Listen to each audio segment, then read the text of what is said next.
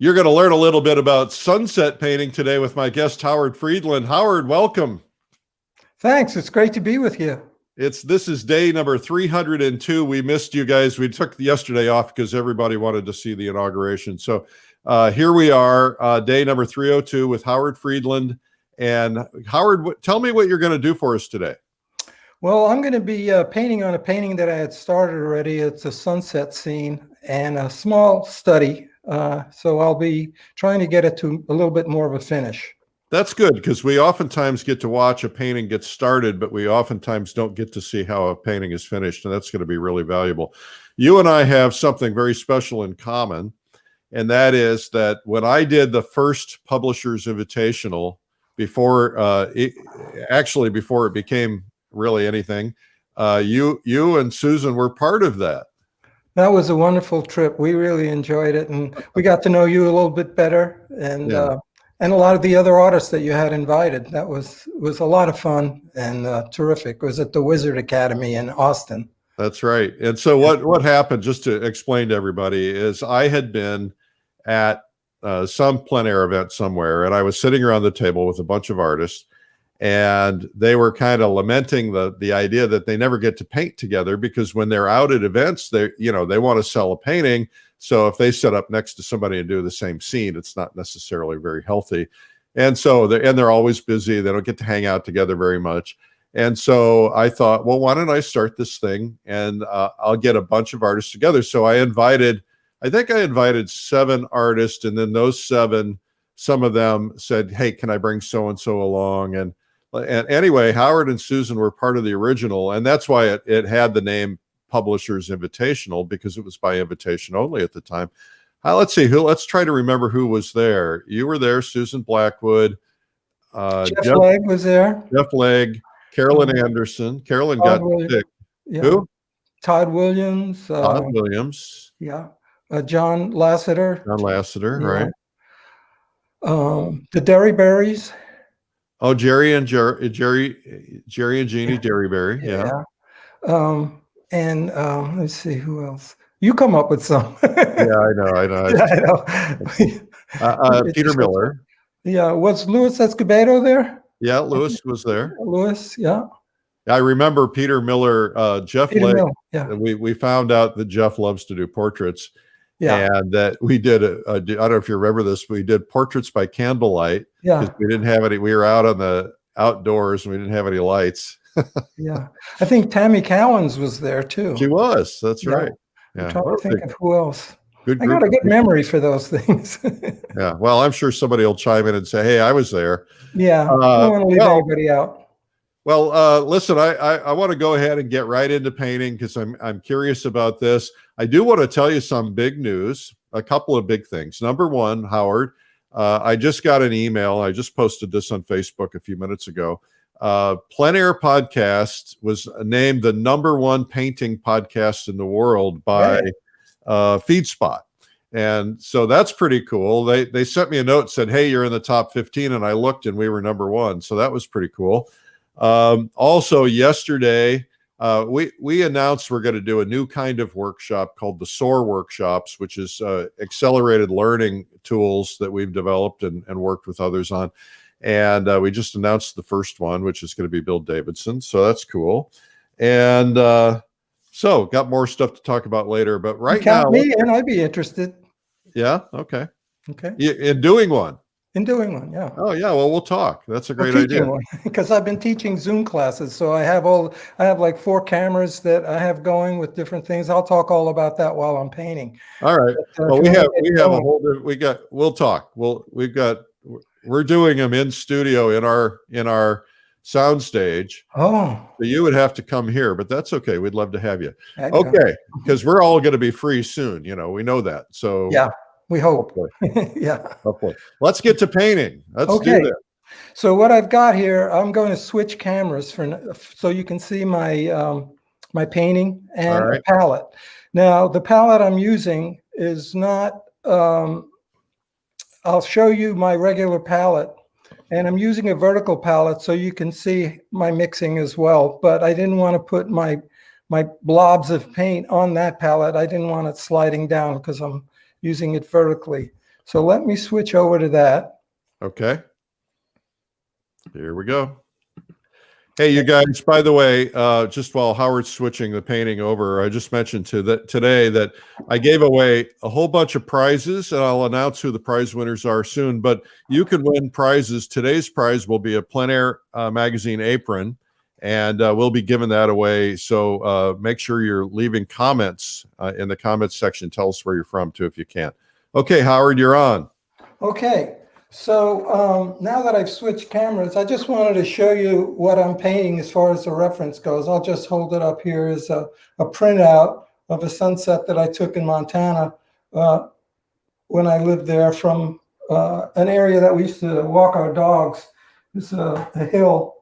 And so I'll be painting that. The other thing I wanted to show is my palette, which is, I'll hold it up. I'll be using, these are the paints that I'll be working with. And then what I'm going to do, so you'll be able to see some of my mixtures. Once I get the paint on here, I'll be mixing it right here. So you'll be able to see. This is one of those Edge Pro minis, which is kind of convenient because you can have your palette on the side and you can have your painting right next to it.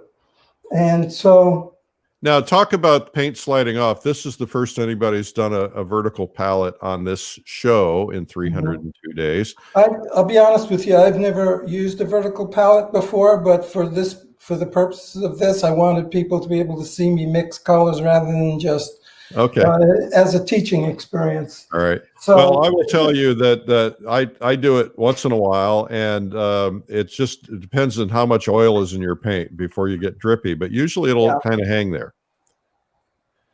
Yeah, this is a glass palette, so I didn't want to take a chance of everything falling down. Yeah. So the first thing I do when I have a painting that I've already started, if it's still wet, like if I'm working on it the next day, I normally take some of the thicker paint off, and I just use a palette knife, and I may just skim some of the thicker paint off, not enough to take it all off. You'll still see the color that's there, but I want to keep the surface of the canvas as dry and tacky as possible, so that whatever new mixtures I add to the painting, I can control a little bit better. Okay, so tell us what you painted on here. Okay, this is just a Centurion commercially made canvas board. It's linen on a board. I like the Centurions. I just like the smooth texture of the linen, and it takes paint well. I very often make my own panels, and I have a little video that I made that's available just on how to make panels. It's a very easy process, but just for my classes, I'm just using the Centurion boards. So I see certain things that I'm going to want to change. I need to adjust some values. I want to start getting some of the sunset to pop out a little bit more. So now that I've knocked off some of the thicker paint. Now this painting was done Monday, so the paint is really set up. So I think it'll be a nice surface to work on. Now, if I leave a painting for a number of days or a week or more and it's dry, then if it's thick paint, I can still scrape it off. But I also want to what they call rubbing it out, which is just to take a little bit of linseed oil on your fingertips. It has to be dry though. Just rub it into the surface of the painting, and what that does is it allows you to control your edges a little bit better.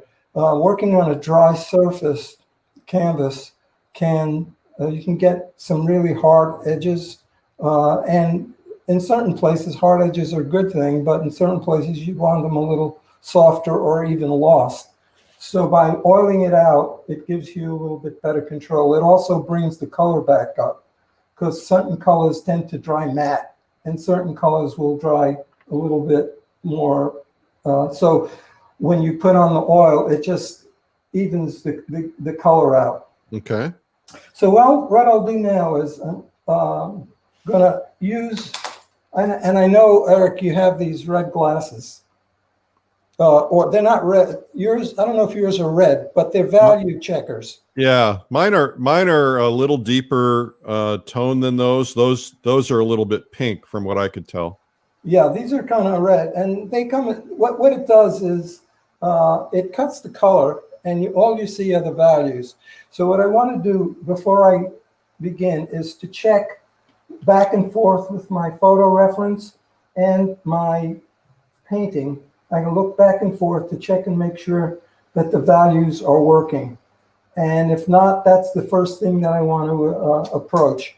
So I see that I could use a lot more contrast between the foreground trees and land and the sky. Things seem to be pretty close in value.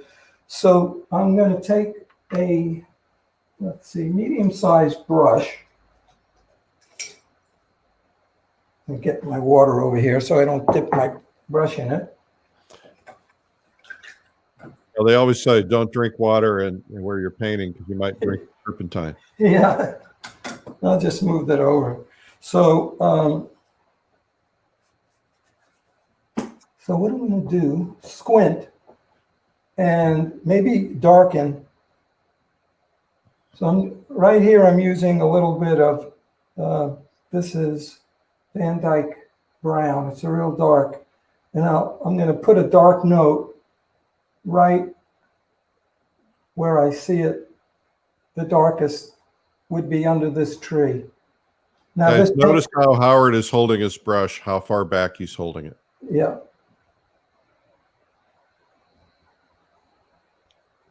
That already starts to get me a little bit of some contrast going. Let's see.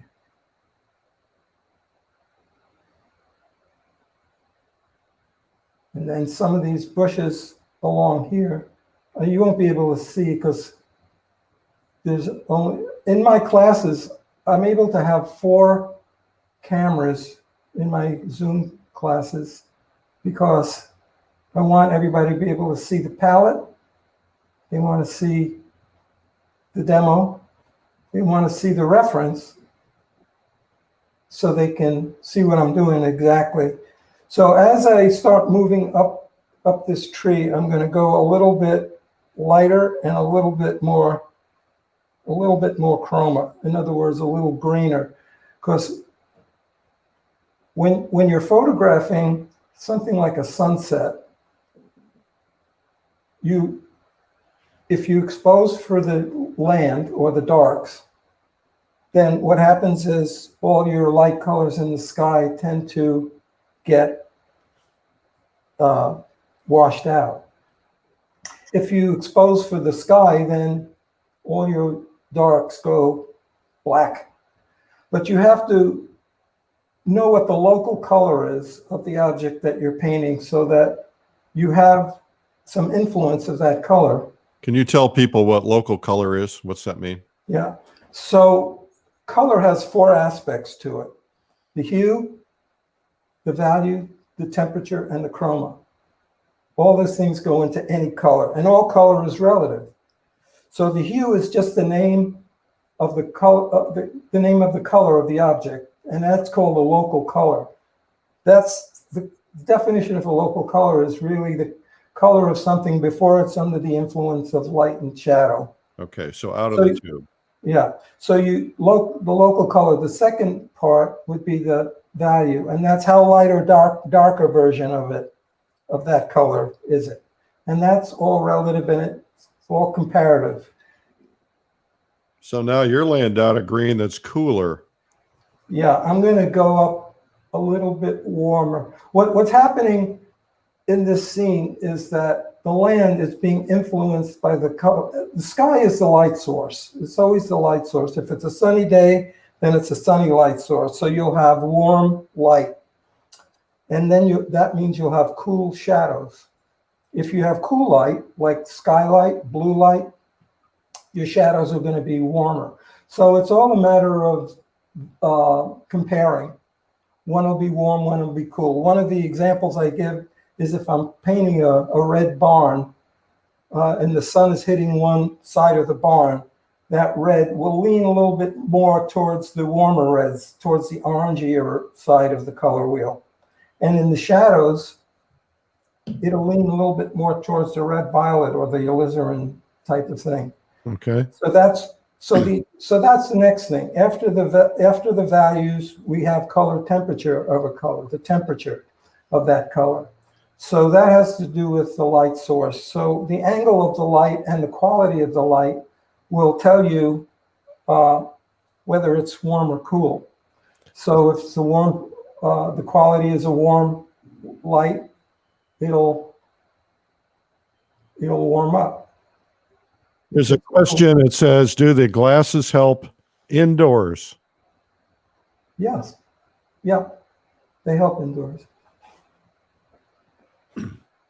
So then when I start with a painting, I usually go from dark to light.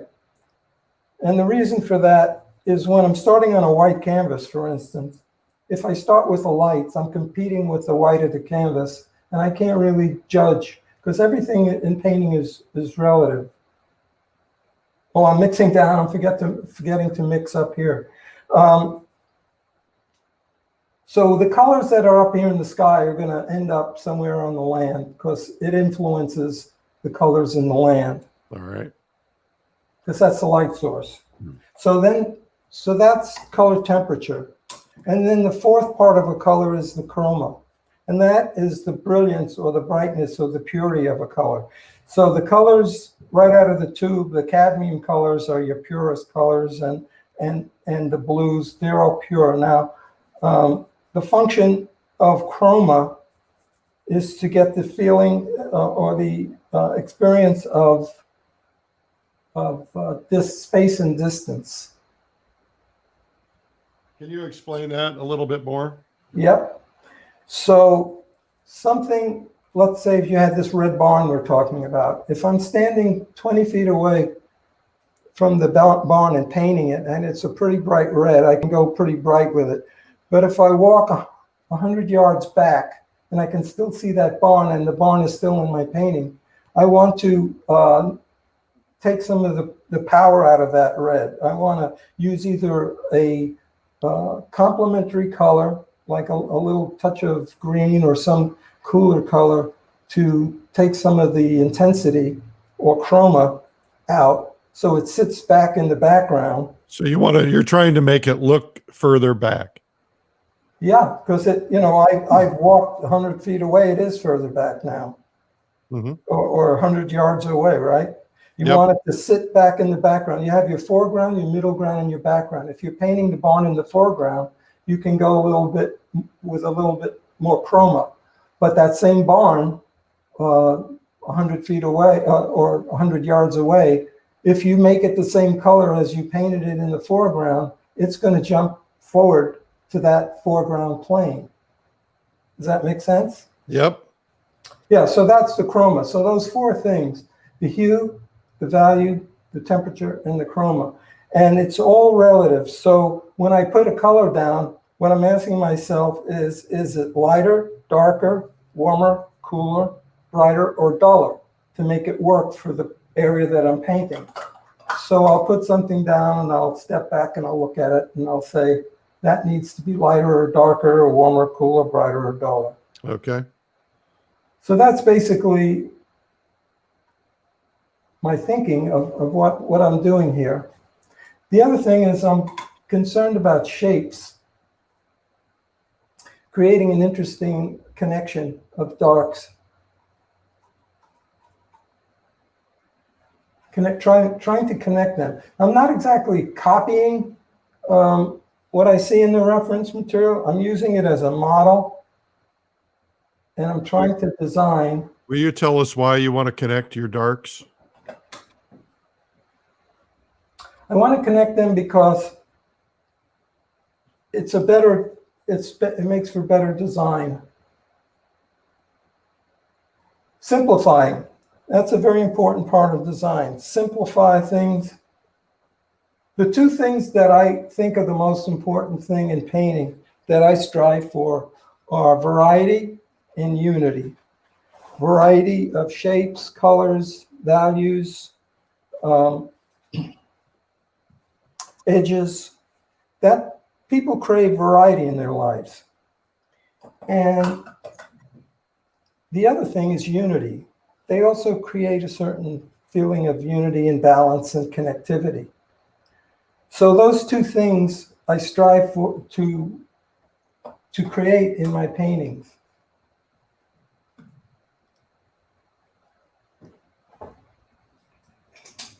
It's kind of interesting to try to concentrate on painting and talking at the same time, but I'll try to do my best. But so I put those darks down there. Now I want to start maybe to see. Now, the theme of this painting is orange and blue. There are other colors, browns and things like that, but it's basically an orange and blue painting. So to get some of these colors, I'm going to and this goes back to harmony and unity. I'm going to try to basically use orange and blue. Now the blues will lean a little bit towards the violets. They'll lean either way, and the oranges will lean a little bit towards the reds and the yellows, because those are the colors that make up orange. And so let me see. I think I'm going to.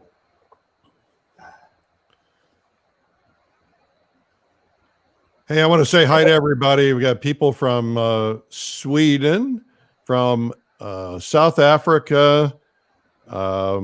Let's see. I saw India. Thank you guys for tuning in.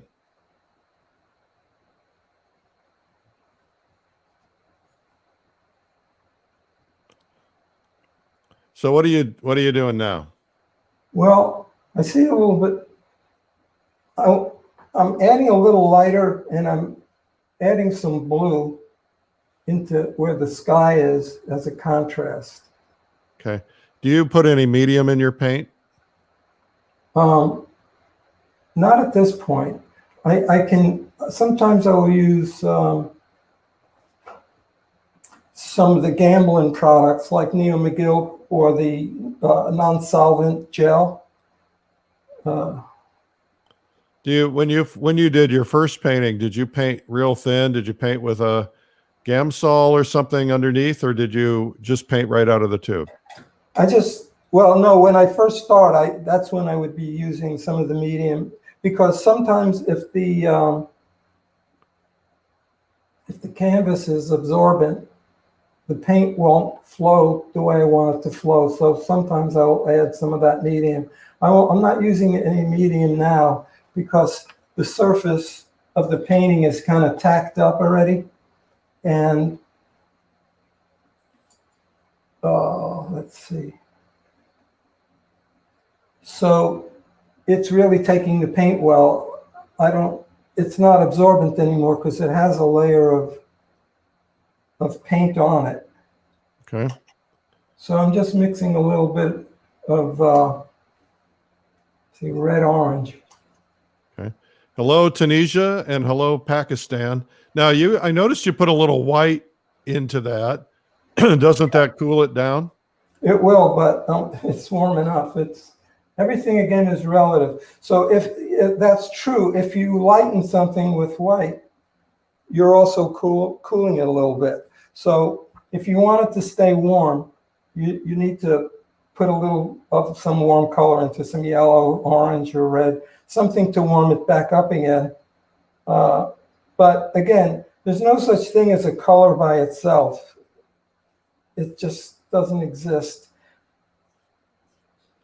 Joseph Albers was a teacher at Yale University who did color studies with his students.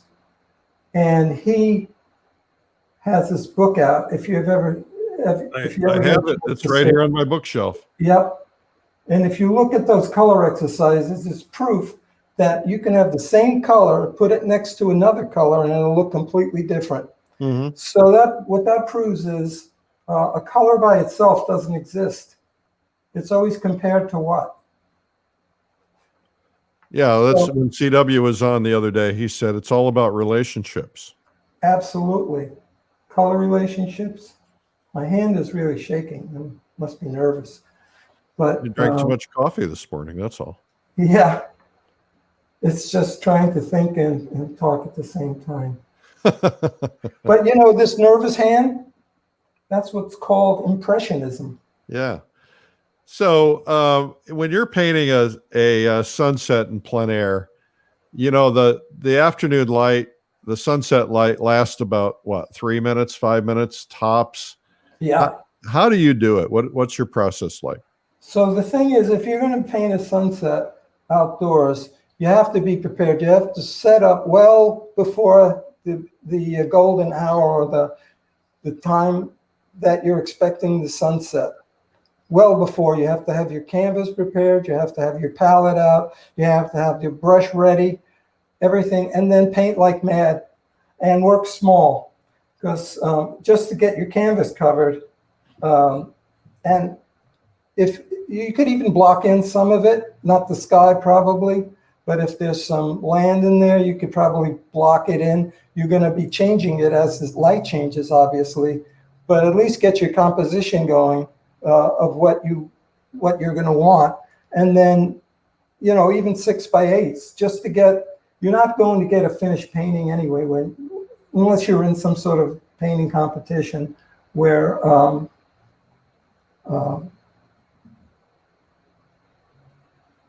so what I'm doing now is what I was talking about, variety. I want to get variety of shapes.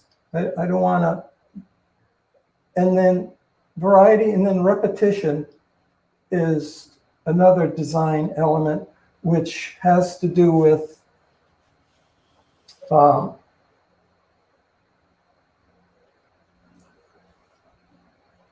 let me.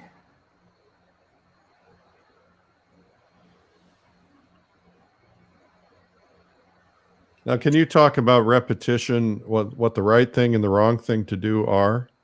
Yeah, the thing too is that if you have one thing in a painting, it's boring. If you have two things, it's boring. Three things is better. And the shapes and sizes should be different. And there's something called Papa, Mama, Baby. So if, you know, the big shape, so these two trees, for instance, I wouldn't want them the same size or shape. I want to get some variety in that. But repetition comes into play with getting variety. Papa, Mama, Baby. Yep. Yeah. Charles White always used to say, be careful about having soldiers lined up in a row. You know, people would line up their trees 1, 2, 3, 4, 5, 6, 7, and they were all the same height. And so, you know, break them up, put them in clusters of 3, clusters of 2, plus 3, that kind of thing. Do you believe that? Yeah, that's the thing is, if you, nature is very random and very more interesting. Man-made things tend to, like if you're landscaping, you might see a row of trees that are equally spaced, but in nature, you rarely see anything like that. Now, what I have here is just a dry brush without any paint on it, and when I'm just kind of going over it and softening some edges. Now that brush has an angle. Tell us about that brush. Yeah, it's called a dagger brush. It's a rosemary brush, and it's a synthetic, I believe. But it's nice because you can use it this way and get a nice broad stroke, or you can just use it this way and get a linear stroke. So it's a very handy brush to, and there's some light coming through these trees. One of the things that is very important when you're doing sky holes is that you don't want the sky hole to be as bright, and by bright I mean chromatic, as the surrounding sky or the mass of the sky, because it's against a dark shape. And if you put something as light as this in here, it's going to jump out because it's right next to the dark thing. So if you tone it down a little bit by adding a little of some, no, I didn't want that right in the middle, but I'll add another one there. You want it to be able to sit in there. That looks like, now I'll adjust it because that's not bright enough, but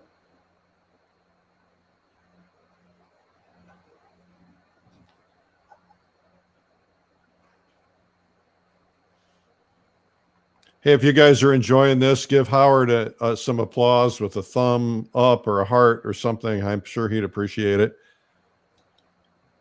yeah, every brush stroke you put down has to be a thoughtful brush stroke. In other words, think about what would cause a color to be a particular way. And by that I mean what color is reflecting into it. Now this little, see, I'm using this dagger brush, that's too bright. So I'll knock that color down. I'm so used to working on my palette, I'm not used to working on this, but I thought it would be a good idea. We'll forgive you.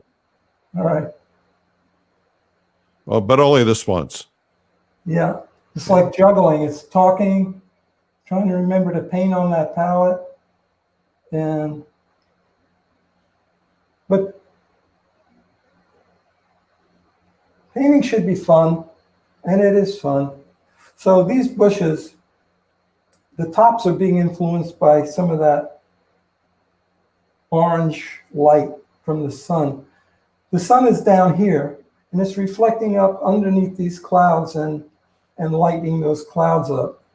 And that's what's causing, let me see, let me try some of this color for the tops to kind of, I kind of like this brush because you got a variety of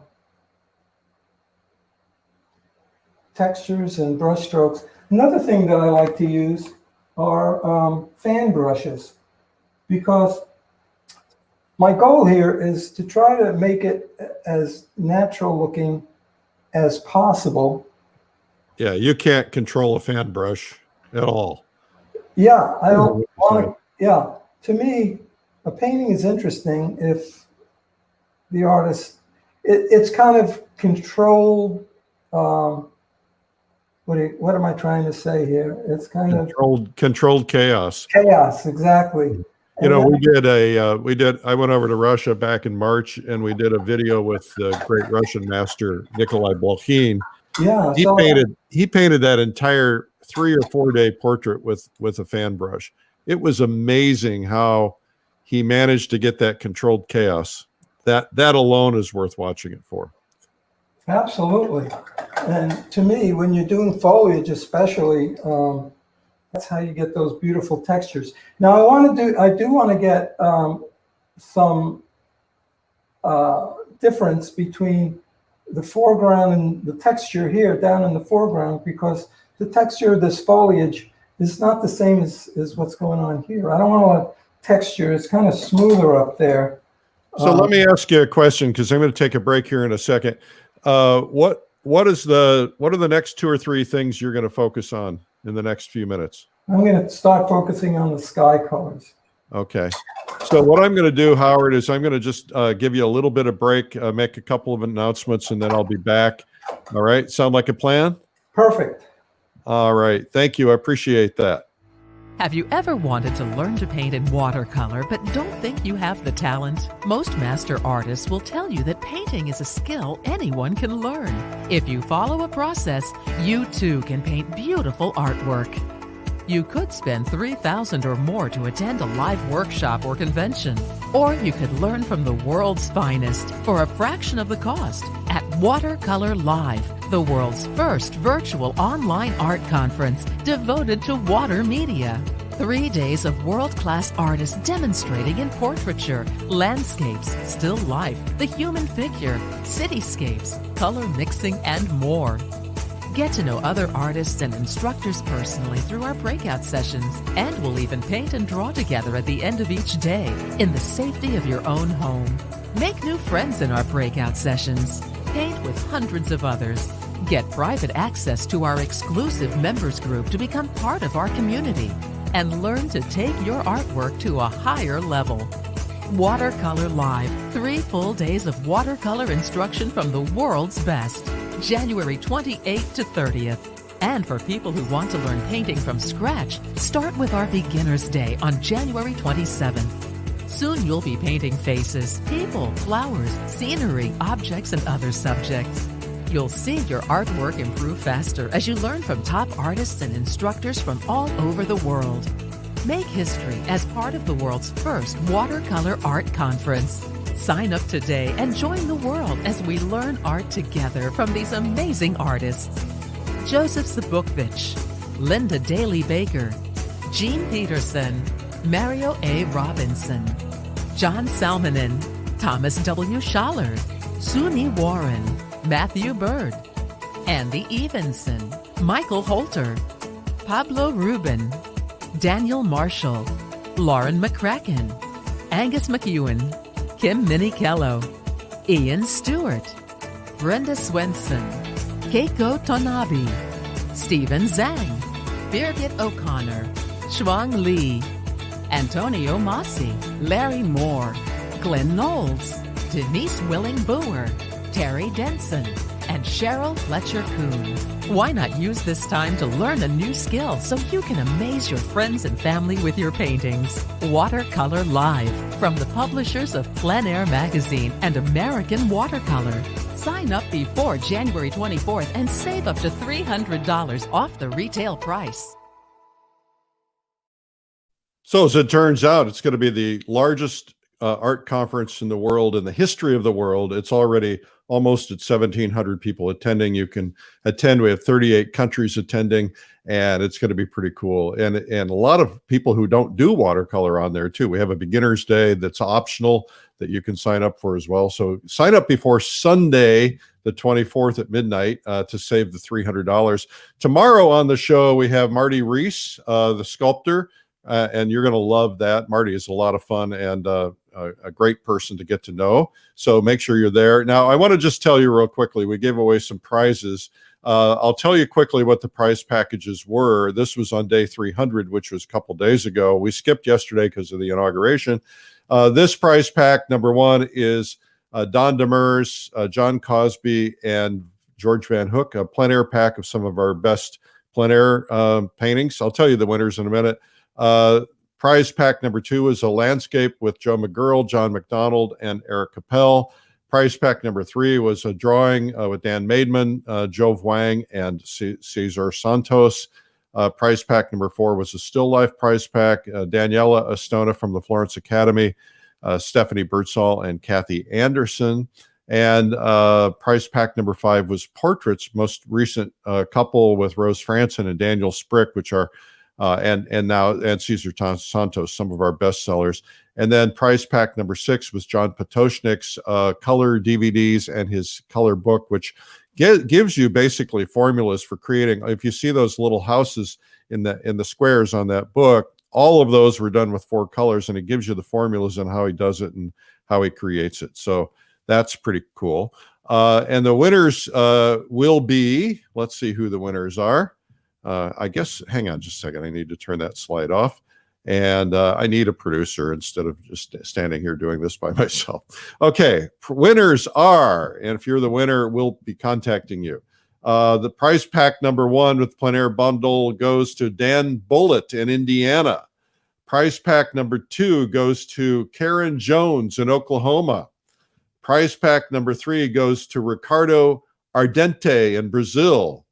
You guys can be given thumbs up and applause for these people. Prize pack number 4, the Still Life prize pack, goes to Lisa A. Harris in India. Prize pack number 5 goes to Susan Little Niece in Missouri. I probably mispronounced it. I'm sorry. Prize pack number 6 goes to Vita Tumius in Colorado. And remember, today for comments, we're giving away the plein air apron if you're chosen. So that's in the replay or otherwise. We're going to get right back to Howard here in just a second. Just want to tell you a couple other things. Plein Air Salon art competition ends at the end of this month. You want to get signed up. We're getting close. We're going to be giving away the $15,000 grand prize at the Plein Air convention. And so make sure that you check that out. Also, today at our 3 p.m. broadcast on YouTube and Facebook, Kim Casebeer in Dramatic Light. And she's going to show you how she does this painting. And it's from this video that we produced. And of course, there will be a discount on that today only. So you'll want to check that out. Last but not least, and there's probably a couple other things I should mention, please follow me, Eric Rhoads, on Instagram. And we have a $7,000 painting to celebrate Watercolor Live. Thomas Schaller has graciously donated this $7,000 painting, and you could win it if you go to paintinggiveaway.com. You don't have to pay anything to enter. It's just a competition for free. So just go there, paintinggiveaway.com. Make sure you do that. We're going to give it away during Watercolor Live. And a final reminder, Watercolor Live is coming up. The World's Best Masters online, 4 days. If you can't make the days, you can get replays. And it's going to be a lot of fun. And we're like I said, we're almost at 1,700 people, which is pretty incredible. Okay, now back to Howard Friedland. Howard, you're back. Yeah, I've been working on the sky a little bit and trying to organize some of this stuff. I'm using softer brushes now because, again, I mentioned before that I want to get that variety. I'm going to use a larger brush. And just, I want this, at this point in the painting, it's all blocked in and there's minor color shifts, but I starting to concentrate on edges. I want, excuse me, I want the texture of the sky to come across as a sky, obviously, but different than what I have down in here. So now the colors are there. I'm just with a soft brush trying to see subtle nuances of a little bit redder, a little bit yellower.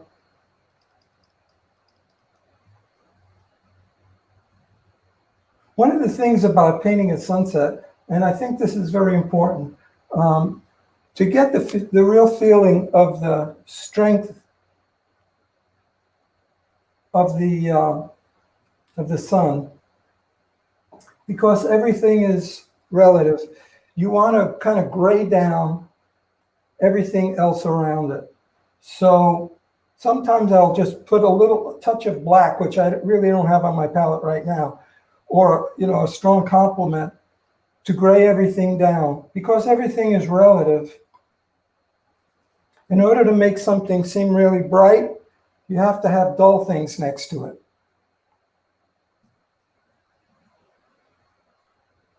Do that again. Everything is relative. So in order to make something seem bright like this, bright and warm, you have to have cool and dull things next to it. Dull things. I'd never heard that. I've always heard dark, but Well, it's always the opposite. So if you want something bright and warm, by bright I mean chromatic, very strong chroma.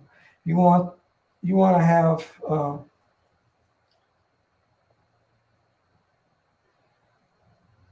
something that's Dull. complementary to that, which is dull. The brighter you want something, like, so paint out of the tube. We're painting with pigments, we're not painting with light. We're trying to get the feeling of light. And the only way we can do that is by manipulating those four things. The hue, well, the three things. The hue is just going to be the color. Sky could be any color, really. But you want to manipulate the temperature, the value, and the chroma to try to create the illusion of light. So by using opposites next to each other, so paint out of the tube can only go so bright. But to get it even brighter, you have something next to it that's the opposite. Does that make sense? Yep. So that's the game. The game of painting is just the game of manipulating. So it's not just what you're seeing. If you want that yellow to stand out, then you need the complementary color dulled down next to it. Yeah. And maybe darker. And yeah, well, it's a matter of observation. It's not a painting from a photograph is not as good as painting from life, because your eyes see thousands of times more than a photograph can actually capture, more accurate color. So yeah. Painting outdoors in plein air is the best way to go. But if you want to do a sunset, working from photographs are convenient because you have a lot more time to manipulate it. But since you're working from a photograph, you don't necessarily want to try to copy what's in the photograph, because the photograph doesn't have all the information. Right. That Photographs lie. Yeah. So you have to use your knowledge and imagination and push some things to get the feeling that you had when you actually saw. How many times have you seen a sunset and grabbed your camera and said, I got to take a picture of this. This is gorgeous. And you look at the picture and it's not anything like what you actually saw. Yeah. You know? So you have to learn to interpret photographs. You know, it's interesting. I have a very expensive state-of-the-art Sony camera, and it's incredible, but I can get better sunset pictures with my iPhone. Yeah.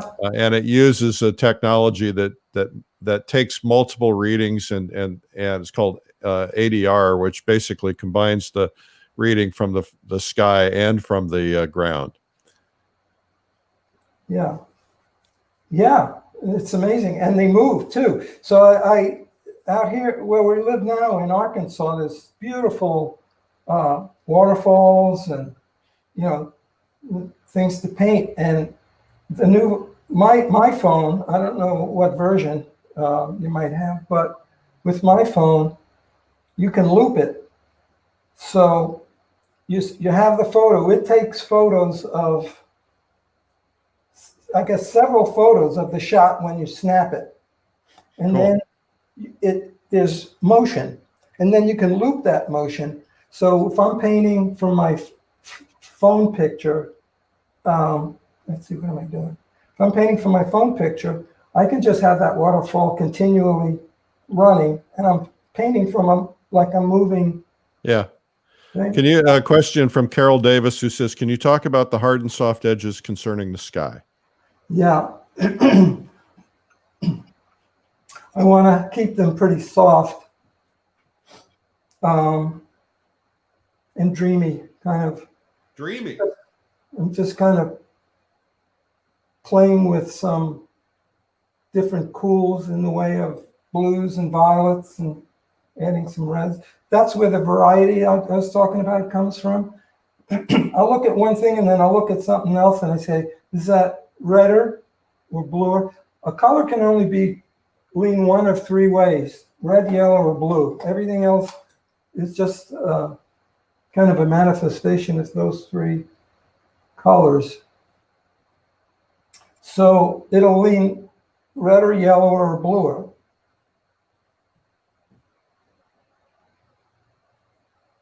And I'll compare one to the other. That has to be lighter. So I'll say this is lighter. I'll lighten it a little bit or cool it, blue it. And it's just a matter of playing with the colors until it reads as what you want it to, the feeling that you want. This cool against the warm is what I want. And I'll just keep. So much to remember. Too much to remember? So much to remember about cool and warm and complementaries and chromas and grays, and take some time. Yeah, it seems like a lot, but it makes a lot of sense, I think. It's not that much to remember. As long as you remember something is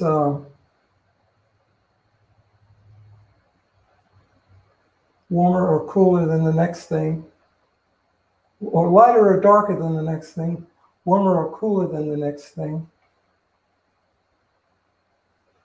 That's all you have to remember.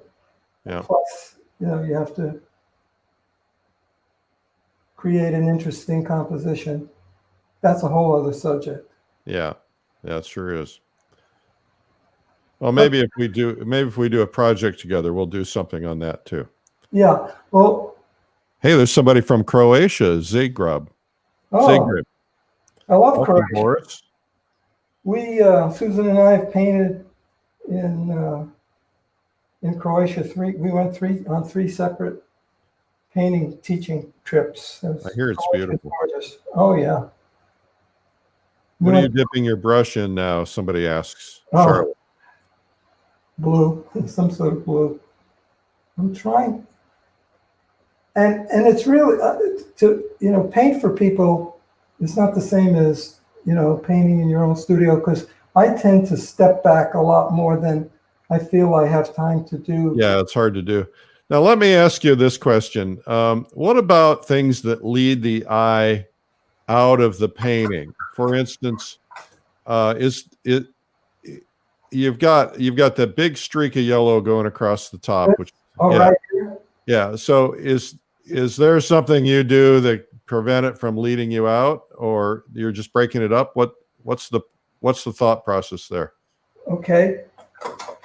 Again, everything is relative. So if I have something strong enough here to keep you there, that won't be. Yeah, that's probably not a good idea to have anything pointing to the corner, really. But and I would change that. That was a good observation. But as long as you have something strong enough to hold the eye, it's a matter of everything in painting is a matter of how much. My saying is, it's not done till it's overdone. Yeah. And then, after I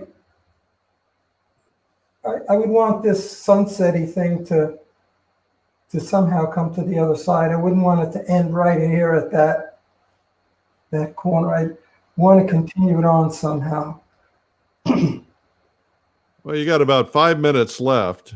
Yeah, I'll get as far along as I can on this.